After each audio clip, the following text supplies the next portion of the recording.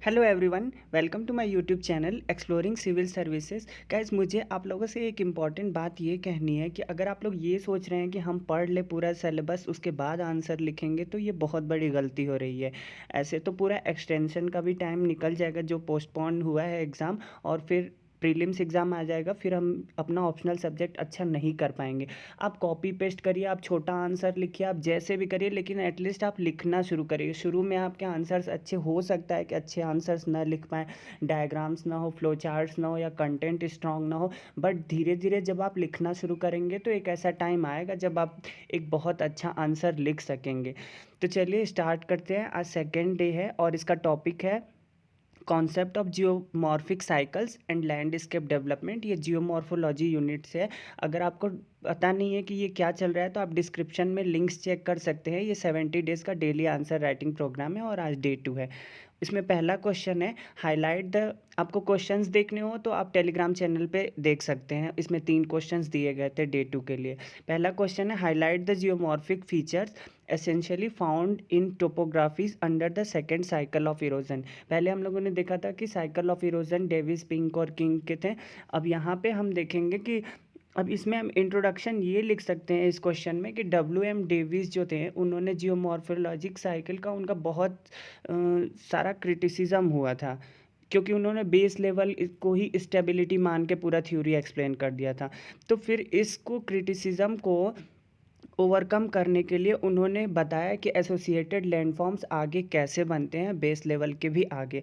तो इसमें ये कैसे बनते हैं, इसमें फिर हम बॉडी में ये लिख सकते हैं कि इसमें मेन प्रोसेस जो होता है वो रिजुविनेशन का प्रोसेस होता है।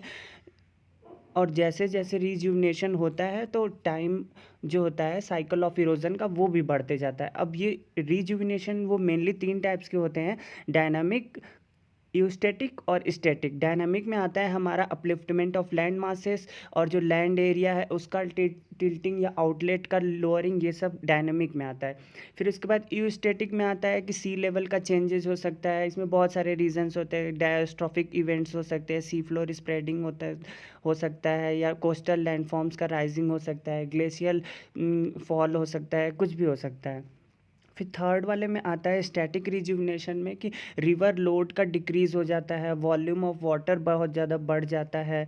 फिर उसके बाद स्ट्रीम का डिस्चार्ज घट बढ़ जाता है, वाटर मेल्ट होने लगते हैं, वॉल्यूम ऑफ वाटर जो है रिवर में वो फ्लक्चुएट करने लगता है। तो ये स्टैटिक रिजुविनेशन है, ये हम लिख सकते हैं। उसके बाद हम जो इसमें मेजर जियोमॉर्फिक फीचर्स आते हैं तो फ्लूवियल साइकिल ऑफ इरोजन की वजह से और रिजुविनेशन से आते हैं, जिसके वजह से मेनली इन तरह के लैंडफॉर्म्स बनते हैं।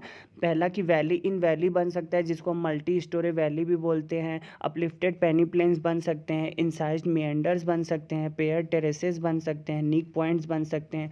इन सब का जो मेन रीज़न, इसको हम एक टर्म में डिफाइन करें तो हम इसको टोपोग्राफिक डिस्कॉर्डेंस बोल सकते हैं। तो या टोपोग्राफिक अनकम्फर्टी भी बोल सकते हैं। इसके वजह से जो ओल्डर लैंडफॉर्म्स होते हैं वो अलग लैंडफॉर्म्स में चेंज होने लगते हैं। तो अब इसमें पहला जो है वैली इन वैली, इसमें यह है कि जब हमारे पास 2 स्टोरी वैली होती है या मल्टी स्टोरी वैली होती है तो उसके आसपास जो फ्लूवियल लैंडस्केप बनता है वो ओल्ड फ्लैट होता है, और broad valley above, broad valley जो होती है वो एबव होती है, और deep narrow and young valley जो होती है वो नीचे होती है, जिसके वजह से वैली इन वैली टोपोग्राफी का फॉर्मेशन होता है। तो हम इसको एक लाइन में बोले तो the fluvial landscape characterise by old flat and broad valley above and deep narrow and young valley below is called valley in valley topography. अब इसमें हम एग्जांपल दे सकते हैं दामोदर वैली का, फिर जो कि हजारीबाग झारखंड में है, फिर नर्मदा वैली का जो भेड़ाघाट धुआंधार फॉल्स के पास एमपी में है, फिर उत्तरांचल हिमालय वैलीज़ के वहाँ भी बहुत सारे मल्टी स्टोरी वैली टोपोग्राफी देखने को मिलती हैं। फिर सेकंड है हमारे पास अपलिफ्टेड पेनीप्लेन्स। अपलिफ्टेड पेनीप्लेन्स जो होते हैं वो मेनली इंटरप्शंस से बनते हैं जब रिजुविनेशन होता है। रिजुविनेशन जो होता है वो रीजनल अपलिफ्टमेंट को आगे बढ़ाता है, जिसकी वजह से इंटरप्शंस होने लगते हैं लैंडफॉर्म्स में और अपलिफ्टेड पेनीप्लेन्स बनते हैं। ये पेनिप्लेन्स जो होते हैं मेनली ये रेमिनेंट्स होते हैं, जो समिट्स अकॉर्डेंट समिट होते हैं उन्हीं के रेमिनेंट्स, मतलब उनके अवशेष होते हैं, जो बचे हुए पार्ट्स होते हैं उसी से ये पेनिप्लेन्स बनते हैं। तो अब इसका जो है, और ये सक्सेसिव साइकिल्स के इरोजन का रिजल्ट होता है अपलिफ्टेड पेनिप्लेन्स। अब इसका एग्जांपल हम दे सकते हैं एप्लेशियन में, इसमें स्कूले पेनिप्लेन्स है, हैरिसबर्ग पेनिप्लेन है, और इंडिया में देखेंगे तो पेटलैंड्स ऑफ रांची प्लेट्यू है। इसका आगे मैं डायग्राम में भी बता दूंगा आपको। और नॉर्थ कोयल के पास भी अपलिफ्टेड पेनिप्लेन्स आपको देखने को मिलेंगे। फिर थर्ड जो टोपोग्राफिक फीचर है उसमें हम बता सकते हैं कि निक पॉइंट, इसको हम KNIC भी लिख सकते हैं और NIC भी लिख सकते हैं। ये जो होता है वो रिप्रेजेंट करता है कि स्लोप में कितना ब्रेक हो रहा है, लॉन्गिट्यूडनल प्रोफाइल जो रिवर का होता है उसके स्लोप में कितना ब्रेक हो रहा है, जिसके वजह से नीक पॉइंट्स बनते हैं। इसको हम हेड ऑफ रिजुविनेशन भी बोलते हैं। अब इसका एग्जांपल है हुंड्रू फॉल्स जो सुबर्णखा रिवर के पास है, जोना फॉल्स जो गौतम धारा फॉल्स के पास है, फिर उसके बाद डैसम फॉल्स है, फिर उसके बाद बुरहानगढ़ फॉल्स है, फिर उसके बाद धुआंधार फॉल्स वाला भी एग्जांपल हम यहाँ पे दे सकते हैं। फिर उसके बाद फॉल्स ऑफ रीवा प्लेट्यू जो MP में है वो भी इसमें हम एग्जांपल दे सकते हैं नीक पॉइंट्स में। इसका डायग्राम हमें बनाना हो तो हम ऐसे बना सकते हैं, ये A पॉइंट है, C पॉइंट है जो Y एक्सिस पे और X एक्सिस पे D है, तो हम C को D से ज्वाइन करेंगे। अगर इसको एक नया कर्व मान लें तो उसके पहले जो रहा होगा वो पुराना कर्व वो यहाँ से ब्रेक होगा, फिर वो जब D पे ज्वाइन करेगा तो बीच में एक निक पॉइंट बनेगा। और जो ऊपर वाला होगा वो ओल्ड सी लेवल है, जो नीचे D वाला होगा वो न्यू सी लेवल है। फिर उसके बाद इसमें फोर्थ फीचर हम बता सकते हैं कि इंसाइज्ड मिएंडर्स बनते हैं, जिसको हम रिवर मिएंडर्स या इंट्रेंच मिएंडर्स या इनक्लोज्ड मिएंडर्स या इनग्रोन मिएंडर्स भी कहते हैं। ये मेनली पॉलीसाइक्लिक रिलीफ्स को रिप्रेजेंट करते हैं, जो कि रिजुविनेशन का ही एक फीचर होता है। फिर उसके बाद इसमें हम बता सकते हैं कि ये मेनली आगे फिर दो पार्ट में डिवाइड हो जाता है, इंट्रेंच मिएंडर्स और इनग्रोन मिएंडर्स। इंट्रेंच मिएंडर्स जो है वो यूनिफॉर्म स्लोप होता है दोनों साइड्स के, और वैली साइड्स ऑफ मिएंडर्स लूप्स, और जो इनग्रोन मिएंडर्स होता है वो अनइक्वल स्लोप होता है वैली साइड के, एक साइड कनकेव होगा दूसरे साइड कॉन्वेक्स टाइप का होगा। इसका एग्जांपल हम दे सकते हैं meandering valley of Karo river downstream from फेरागॉग falls at southern margin Ranchi plateau के पास, फिर उसके बाद दामोदर गॉर्ज जो कि झारखंड वाला है, फिर उसके बाद भेड़ाघाट गॉर्ज जो कि नर्मदा जबलपुर के पास है। अब इसमें जो पेटलैंड वाला एग्जांपल जो हमने यहाँ पे दिया था, इसको हम पेटलैंड, हाँ ये पेटलैंड वाला जो एग्जांपल था अपलिफ्टेड पेनिप्लेन्स में, अब पेटलैंड्स ऑफ रांची प्लेट्यू, उसका डायग्राम हम यहाँ बना सकते हैं। ऐसे हम डायग्राम बना सकते हैं कि सेंट्रल रांची प्लेट्यू मिड में है, फिर राइट साइड में ईस्टर्न रांची प्लेट्यू और लेफ्ट साइड में पेटलैंड्स बन रहे हैं। फिर उसके बाद एक और हम फीचर बता सकते हैं टोपोग्राफिक फीचर, उसमें है कि पेयर टेरेसेस बता सकते हैं कि कैसे रिजुविनेशन के प्रोसेस से पेयर टेरेसेस बनते हैं दोनों साइड, रिवर वैली के दोनों साइड में। और ये जो है ये पॉलीसाइक्लिक रिलीफ का एक बहुत इंपॉर्टेंट फीचर होता है। इसका एग्जांपल हम दे सकते हैं कि जैसे कि 3 paired of terraces found in Himalaya regions. अब ये जो है ये अपलिफ्ट और कंसिक्वेंट रिजुविनेशन को भी इंक्लूड करते हैं।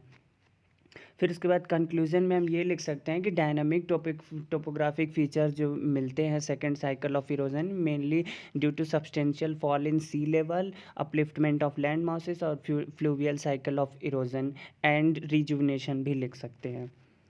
तो ये बेसिकली इस क्वेश्चन में हमें यही करना था। देख लेते हैं, इसमें एक वैली एंड वैली टोपोग्राफी बताएं, पहले रिजुविनेशन के बारे में थोड़ा सा लिख देना था, इंट्रोडक्शन WM डेविस के बाद फिर आगे बताया गया है कि हाँ एसोसिएटेड लैंडफॉर्म्स बन सकते हैं, फिर रिजुविनेशन लिख देंगे, फिर उसके बाद topographic feature valley in valley बता देंगे, अपलिफ्टेड पेनिपेन्स बता देंगे, निक पॉइंट्स बता देंगे, इंसाइज्ड मिएंडर्स बता देंगे, पेयर टेरेसेस बता देंगे और फिर कंक्लूजन लिख देंगे।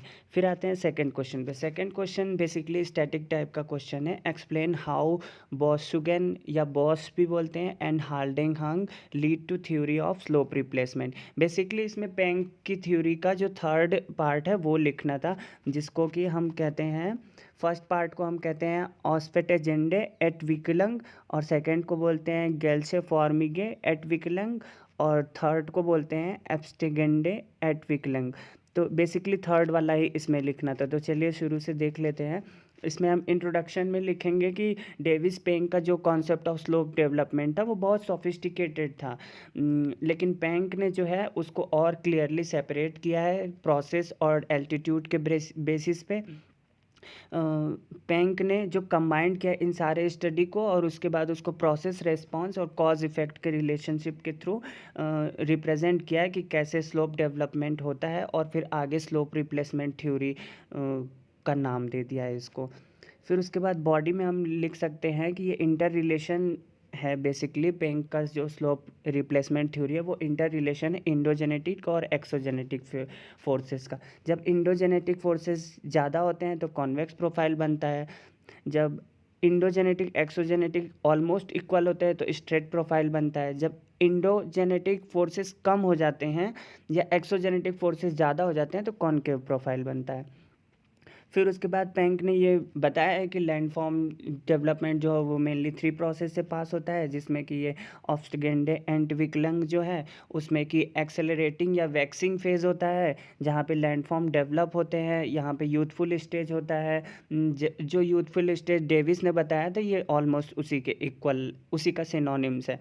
फिर उसके बाद इसमें जो होता है कॉन्टिन्यूअस एक्टिव डाउन कटिंग होता है, वैली डीपनिंग होता है और फॉर्मेशन ऑफ डीप और नैरो वी शेप्ड वैली होता है। फिर उसके बाद सेकंड में जो है ग्लेश फॉर्मिगे एंड विकलंग, इसमें जो है वो यूनिफॉर्म डेवलपमेंट होता है रिवर वैली का, और ये इक्वेलेंट है मैच्योर स्टेज के। जो डेविस का मैच्योर स्टेज था, पहला वाला यूथफुल स्टेज या यंग स्टेज, दूसरा वाला जो है मैच्योर स्टेज, और थर्ड वाला ओल्ड स्टेज के इक्वेलेंट होगा। ये जो है मेनली 3 पार्ट्स में हमने डिवाइड किया है कि इसमें still accelerated rate of uplift होता है। जाहिर सी बात है जब उसमें यूनिफॉर्म डेवलपमेंट होगा तो एक्सेलरेटेड रेट ऑफ अपलिफ्ट होगा। फिर सेकंड जो है वो एल्टीट्यूड, इसमें ना ही घटता है ना बढ़ता है। ऑलरेडी लिखा हुआ यूनिफॉर्म डेवलपमेंट, तो एल्टीट्यूड घटता बढ़ता तो वो जाहिर सी बात है नहीं होगा। फिर सी, और एक पार्ट और है इसमें कि upliftment of land stops completely, मतलब लैंड का अपलिफ्टमेंट नहीं होता है, यूनिफॉर्म डेवलपमेंट होता रहता है। फिर उसके बाद थर्ड जो है, पहला वाला वैक्सिंग था, दूसरा यूनिफॉर्म डेवलपमेंट था, तीसरा वैनिंग। वैनिंग डेवलपमेंट में जो होता है लैंडस्केप में ये लेटरल इरोजन होता है और कंसिक्वेंट वाइडनिंग होता है रिवर वैली का। और इसमें decrease in rate of valley deepening, मतलब वैली डीप अब नहीं होती, अब उसकी विड्थ बढ़ती है वैली की, अब डीप नहीं होता है। फिर उसके बाद इसमें जो है progressive lowering of absolute relief features occur होता है, और ये लास्ट फेज होता है। इसमें ही हमारा बॉशुगेन और हाल्डिंग का कॉन्सेप्ट आता है जो कि स्लोप रिप्लेसमेंट थ्योरी में पेंक ने बताया है। इस द अपर मोस्ट सेगमेंट जो होता है, the upper most segment of steep slope of ridges is called boschung, या इसी को हम ग्रेविटी स्लोप भी बोलते हैं, जो कि इंडिकेट करता है last phase of Penck's cycle of erosion. और जो लोअर सेगमेंट होता है वैली का उसको हम हाल्डिंग हंग या वॉश स्लोप या फिर डेब्रिज स्लोप बोलते हैं, जो कि composed of talus materials of lower inclination, मतलब जो मटेरियल्स होते हैं उसी से बनता है, तभी उसको डेब्रिज स्लोप भी बोलते हैं हाल्डिंग हंग को। और ये जो होता है वो rapid parallel retreat of gravity slope से बनता है, जो हाल्डिंग हंग होता है। अब इसको ग्रेविटी स्लोप या बॉशुगेन कह सकते हैं। फिर उसके बाद इसमें जो होता है consequent elimination of convex waxing slopes होता है। अब इसके आगे देखते हैं कि बॉशुगेन और हाल्डिंग हंग दोनों मिल के जो है वो शार्प नीक पॉइंट्स बनाते हैं। यही हमें एक्सप्लेन करना है यहाँ पे क्वेश्चन में कि explain how boschung and haldenhang leads to theory of slope replacement. तो यही हम यहाँ पे बता रहे हैं, इसी को हम यहाँ पे एक्सप्लेन कर रहे हैं कि पहले की अपर मोस्ट सेगमेंट होता है, फिर उसके बाद हाल्डिंग हंग जो होता है वो लोअर होता है, फिर उसके बाद दोनों का इंटरसेक्शन जो होता है वो नीक पॉइंट्स रिप्रेजेंट करता है। Haldenhang continues to expand at the cost of boschung, मतलब जैसे जैसे बॉशुगेन बढ़ता है तो वो भी उसके वजह से हाल्डिंग हंग का कॉन्सेप्ट आता है और उसका लैंड फॉर्म डेवलप होता है। फिर उसके बाद जो फर्स्ट स्टेज है उसमें पेंक एक्सप्लेन करता है phenomena of back wasting due to which debris slope या हाल्डिंग हंग डेवलप्स, मतलब बैक वास्टिंग से हाल्डिंग हंग का डेवलपमेंट होता है। This collection of debris only occurs at lower segment of gravity slope, जो ये because it is only here slope is gentle enough to allow the accumulation of debris, क्योंकि जो lower segment होता है वहीं पे तो डेब्रिज कलेक्ट होगा। ऑल ये तो एकदम ऑब्वियस सी बात है, क्योंकि ग्रेविटी का भी तो यहाँ पे कुछ रोल होगा, वही तो यहाँ पे लिखा हो ग्रेविटी स्लोप। फिर उसके बाद जो बैकवास्टिंग का हर एक फेज होता है, each phase of backwasting of gravity slope leads to replacement, मतलब हर एक फेज होता है वो नेक्स्ट वाले को या लास्ट वाले को रिप्लेस करके एक नेक्स्ट वाला फेज आता है। तो इसीलिए जो पेंग का मॉडल जो है वो रिप्लेसमेंट ऑफ ग्रेविटी स्लोप या बॉर्नशुगेन बाई डेब्रिज स्लोप या हाल्डिंग हंग कहते हैं, क्योंकि नेक्स्ट आने वाला जो स्लोप होता है वो पिछले वाले को रिप्लेस करके आता है, इसीलिए हम इसको स्लोप रिप्लेसमेंट कहते हैं। और जो आने वाला होता है उसको हम ग्रेविटी स्लोप बोलते हैं, जो गया है उसको हम हाल्डिंग हंग बोलते हैं। सॉरी, जो गया है उसको हम बॉर्नशुगेन बोलते हैं और जो आने वाला है उसको हम हाल्डिंग हंग बोलते हैं। फिर उसके बाद इसमें जो है पेंक ने सेम कॉन्सेप्ट को अप्लाई किया formation of back wasting phenomena के लिए, जिसके वजह से हमें डेब्रिज स्लोप मिलता है। तो उसके बाद इन्होंने एक्सप्लेन किया है कि हाल्डिंग हंग का जो स्लोप होता है वो backward similar to gravity slope and in the process a greater debris is formed at the base foot, मतलब आगे जैसे जैसे हम बढ़ते हैं तो ज़्यादा डेब्रिज हमें मिलता है स्लोप डाउनवर्ड जो ग्रेविटी स्लोप होता है वहाँ पर। फिर उसके बाद इन्होंने मतलब इसमें हम ये भी लिख सकते हैं कि each phase of back wasting the upper steeper debris haldenhang is replaced by lower greater debris slope. अब जैसे जैसे ये एंगल ऑफ स्लोप जो डिक्रीज होता है, the process is entirely different from slope decline of Davis theory. ये जो पेंग का कॉन्सेप्ट है वो डेविस के कॉन्सेप्ट से बिल्कुल डिफरेंट है, क्योंकि यहाँ पे एंगल ऑफ स्लोप का भी कॉन्सेप्ट लिया गया है। फिर इसमें कंक्लूजन में हम ये लिख सकते हैं कि स्लोप डेवलपमेंट मॉडल जो है वो स्लोप रिप्लेसमेंट के बेसिस पे है, जिसमें कि स्लोप प्रोफाइल के सारे एलिमेंट्स कंसीडर करते हैं हम। तो each of this elements are being replaced by immediately below lower gentler slope element which makes slope profile concave later, मतलब कि जो रिप्लेसमेंट होता है पिछले वाले स्लोप का, उसी के वजह से हमारा स्लोप प्रोफाइल कनकेव शेप लेता है। यही स्लोप रिप्लेसमेंट थ्योरी था और यही हमें बेसिकली एक्सप्लेन करना था। अब इसको हम डायग्राम से देख लेते हैं कि यहाँ पे हमारा बेस पे हाल्डिंग हंग बनना है, पहले हमारा बॉर्नशुगेन था, उसी के वजह से फिर हमारा आगे चल के हाल्डिंग हंग बनता है। यहाँ राइट साइड में हमारी एक्टिव रिवर है, हाल्डिंग हंग से ही आगे डेब्रिज स्लोप बनता है। अब ये जो है ये अब अपवर्ड डायरेक्शन में इंक्रीज होता है, क्योंकि पीछे ग्रेविटी स्लोप या बॉर्नशुगेन होता है। तो बेसिकली और यहाँ पे टॉप में हम देख सकते हैं कि बैक वास्टिंग फेनोमेना हो रही है, जो कि लेफ़्ट साइड में जा रही है। तो बेसिकली ऐसे ही हमको इसको एक्सप्लेन करना था। फिर उसके बाद हम अगर पेंग के कॉन्सेप्ट को एक्सप्लेन करें तो ये डायग्राम हम बना सकते हैं कि बीच में डिवाइड समिट था, फिर जैसे जैसे अपलिफ्ट होता है, फिर उसके बाद नो फर्दर अपलिफ्ट मतलब यूनिफॉर्म डेवलपमेंट होने लगता है, फिर उसके बाद नीचे ग्रेविटी स्लोप आती है या बॉर्नशुगेन का कॉन्सेप्ट आता है, और यहाँ पे राइट साइड में हाल्डिंग हंग या वॉश स्लोप या डेब्रिज स्लोप का कॉन्सेप्ट आता है, और यहाँ पे एक इंसेलबर्ग भी बनता है लास्ट में जाके। तो ये बेसिकली यही है graphic representation of Penck's model of landform development. फिर उसके बाद हमारा आता है थर्ड क्वेश्चन। तो थर्ड क्वेश्चन है discuss the non cyclic view of landscape development with special focus on ideas of JT Hack. अब यहाँ जेटी हैक के आइडियाज़ के को रेफ़र करके हमें non cyclic view of landscape development देखना है। तो हम इसमें इंट्रोडक्शन में ये लिख सकते हैं, तो यहाँ पे कीवर्ड हो गया हमारा landscape development, non cyclic view और जेटी हैक, और स्पेशल फोकस देना है। डिस्कस जो है वो हमारा प्राइमरी कीवर्ड हो गया।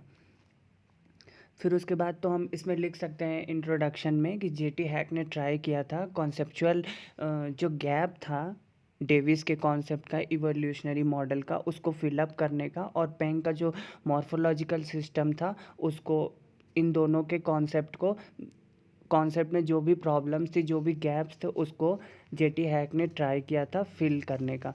तो उन्होंने मल्टी लेवल लैंडस्केप या पॉलीसाइक्लिक रिलीफ को बोला था कि ये हम मल्टीपल इरोजन साइकिल से नहीं एक्सप्लेन कर सकते, बल्कि हम इसको डायनामिक इक्विलिब्रियम थ्योरी से एक्सप्लेन करेंगे। तो वही हमने लिखा है कि multi level landscape can not be explain in terms of multiple erosion cycle as given Davisian notion जो था, rather these landscape can be explain in terms of dynamic equilibrium theory. अब इसमें बॉडी में हम ये लिख सकते हैं कि एज पर non cyclic school landforms involve in time independent manner, और ये ओपन सिस्टम होता है वेयर नाइदर क्लाइमेटिक और nor environmental changes have been quantified. Non cyclic way में ये कहा गया था कि इन चेंजेस को क्वांटिफाई नहीं किया गया है।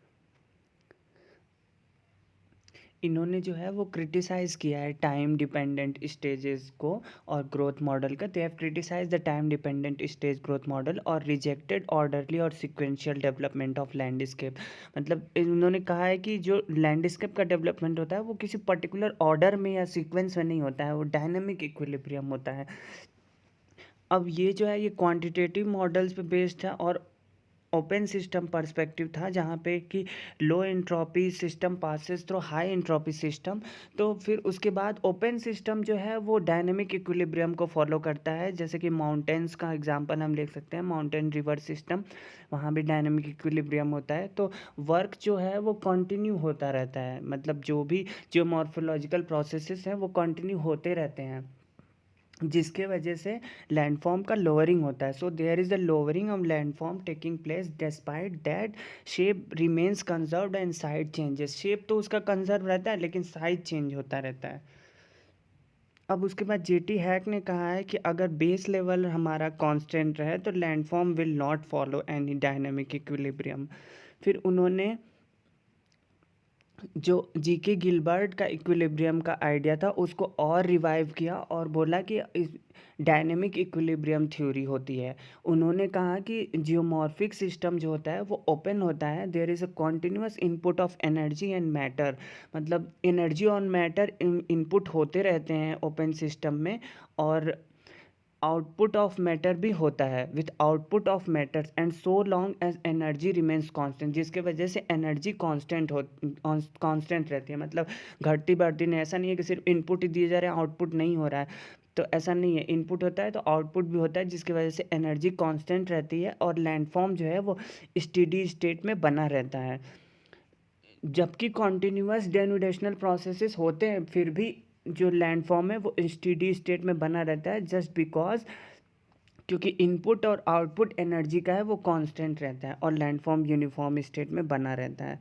फिर उसके बाद डायनेमिक इक्विलिब्रियम जो है वो प्रोड्यूसिंग फोर्स मतलब exogenetic force and resisting force मतलब रॉक स्ट्रक्चर के बीच की भी बात करता है, in such a manner that from every unit of landscape same amount of matter is generated. मतलब लैंडस्केप का एक जितना भी यूनिट होगा, जैसे एक बड़ा सा हम प्लेटफॉर्म ले लें कोई भी स्क्वायर शेप में ही, तो उसके हर एक यूनिट से हर एक पार्ट से इक्वल अमाउंट ऑफ डेनुडेशन होगा, कहीं से ज़्यादा कहीं से कम नहीं होगा। फिर उसके बाद जेटी हैक ने ये भी बोला था कि there is a balance between denudational process and rock resistance, वही जो हमने ऊपर एक्सप्लेन किया है। उन्होंने कहा कि uniform rate of down wasting होते हैं in all components of landscape. इसको हम और एक्सप्लेन करें तो ये भी लिख सकते हैं, uniform rate of down wasting होती है ऑल कंपोनेंट्स ऑफ लैंडस्केप में। और इन्होंने लिथोलॉजिकल एडजस्टमेंट की भी बात की, लिथोलॉजिकल एडजस्टमेंट टू लैंडफॉर्म्स।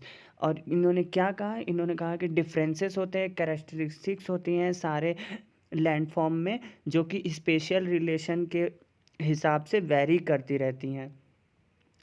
और जियोलॉजिकल पैटर्न जो होता है उनका वही प्राइमरी कंसिड्रेशन होता है। इसको हम ऐसे देख सकते हैं कि जो फर्स्ट फेज़ है वहाँ पे इरोजन हो रहा है, सेकंड में भी इरोजन हो रहा है, थर्ड में भी इरोजन हो रहा है, लेकिन चेंज इन शेप हो रहा है, लेकिन change in shape due to change in external forces हो रहा है। मतलब कि बैलेंस इम्बैलेंस हो रहा है प्रोड्यूसिंग फोर्स और रेजिस्टिंग फोर्स में, लेकिन शेप जो है वो कंटिन्यू रह रहा है, प्रिजर्व रह रहा है जब तक कि प्रोड्यूसिंग फोर्स और रेजिस्टिंग फोर्स सेम है। अगर ये दोनों चेंज हो गए, मतलब इनमें इम्बैलेंस हो गया, तो शेप भी इसका इम्बैलेंस होता जाएगा, तो फिर इरोजन होता रहेगा और डेनुडेशनल प्रोसेस होते रहेंगे। अब इसमें शॉर्ट कमिंग्स क्या थी, इनके शॉर्ट कमिंग्स ये थी कि इन्होंने सिर्फ एक पर्टिकुलर स्टेट की बात की थी, एक पर्टिकुलर टाइम लिमिट की बात थी, टेम्पोरल स्केल की बात की थी, एक ग्रेडेड टाइम पीरियड की बात की थी, बट एक साइक्लिक टर्म की बात नहीं की थी। और इनका एक लिमिटेशन ये भी था कि ये लिमिटेशन की स्पेशल स्केल पे ही बस इसका हम अप्लाई कर सकते हैं और एक शॉर्ट टाइम पीरियड में ही अप्लाई कर सकते हैं। अब इसमें यहाँ पे हम देख सकते हैं राइट साइड में जो डायग्राम है कि every part of landform yields same amount of material due to which shape is preserved. क्योंकि हर जगह हमारा इक्वल डेन्यूडेशन हो रहा है तो उसकी वजह से शेप प्रिजर्व है, क्योंकि यहाँ पे प्रोड्यूसिंग फोर्स और रेजिस्टिंग फोर्स सेम है, चेंज नहीं हो रहे हैं। प्रोड्यूसिंग फोर्स मतलब एक्सोजेनेटिक और रेजिस्टिंग फोर्स मतलब रॉक फीचर्स वो सेम है। अब इसमें एक और हम शॉर्ट कमिंग्स देख सकते हैं कि considering structure static at large spatial area where variability will be one, मतलब वेरिएबिलिटी सेम ही है लेकिन वो बहुत लार्ज स्ट्रक्चर को लेते हैं, स्मॉल स्ट्रक्चर को नहीं लेते हैं। अब कंक्लूजन में हम ये लिख सकते हैं कि हैक आइडिया वो जो था वो shorter applicability of geomorphic scale था, लेकिन जेटी हैक ने did not construct evolutionary model of landscape development directly, लेकिन उन्होंने टाइम को एक फैक्टर लिया था। He did open the evolution is also a fact of nature and he did not rejected time factor completely, मतलब उन्होंने nature और time factor को भी इंक्लूड किया था। और साथ में ये भी कहा था कि लैंडस्केप डेवलपमेंट जो होता है वो इवोल्यूशनरी मॉडल होता है और इसमें डायनामिक इक्विलिब्रियम होता है। अब इन्हीं दो आइडियाज़ को कंबाइन करके एस शूम ने डायनेमिक मेटा स्टेबल इक्विलिब्रियम का कॉन्सेप्ट दिया, और जिससे कि एपिसोडिक इरोजन होता है। मतलब उनके इस कॉन्सेप्ट जेटी हैक के जो भी प्रॉब्लम्स थी या शॉर्ट कमिंग्स थी और सेकेंड ऑर्डर लैंडफॉर्म में की जो बात कही गई है उसको टैकल करने के लिए एस शूम ने dynamic Meta stable equilibrium theory दिया या मॉडल दिया, जिसमें कि उन्होंने एपिसोडिक इरोजन की बात की। तो मेनली बस इन तीनों क्वेश्चंस में हमें यही लिखना था। अगर आपको कंटेंट अच्छा लगा तो आप प्लीज़ चैनल सब्सक्राइब करिए और अपने फ्रेंड्स के साथ भी शेयर करिएगा। सो मिलते हैं नेक्स्ट वीडियो में डे 3 के क्वेश्चन के साथ, और आप लोग भी आंसर लिखिएगा। So bye bye, thank you, take care, stay safe.